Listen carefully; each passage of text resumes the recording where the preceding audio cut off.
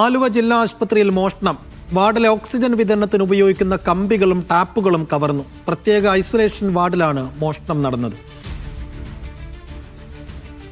Lydia Jacob വിശദാംശങ്ങൾ നൽകും. Lydia, എപ്പോഴാണ് ഈ മോഷണം തിരിച്ചറിയുന്നത്? അന്വേഷണം നടക്കുന്നുണ്ടോ? സൈഫുദ്ദീൻ, ഇന്നലെ രാത്രിയാണ് ഇത്തരത്തിൽ മോഷണം നടന്നതായി തിരിച്ചറിഞ്ഞത്. ജില്ലാ ആശുപത്രിയുടെ പ്രത്യേക ഐസൊലേഷൻ വാർഡിലാണ് ഇത്തരത്തിൽ മോഷണം നടന്നത്.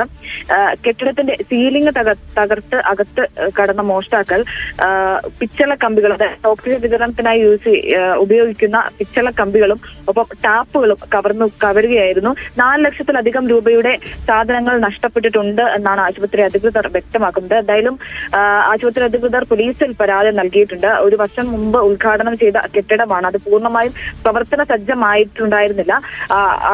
വരും ദിവസങ്ങളിൽ അല്ലെങ്കിൽ കുറച്ചുകൂടി കഴിയുമ്പോൾ അത്തരത്തിൽ പൂർണ്ണമായ ഒരു പ്രവർത്തന സജ്ജമാക്കാൻ ഇരിക്കെയായിരുന്നു ഇത്തരത്തിലൊരു മോഷണം നടന്നത്. എന്തായാലും പോലീസ് കേസെടുത്ത് അന്വേഷണം ആരംഭിച്ചിട്ടുണ്ട്.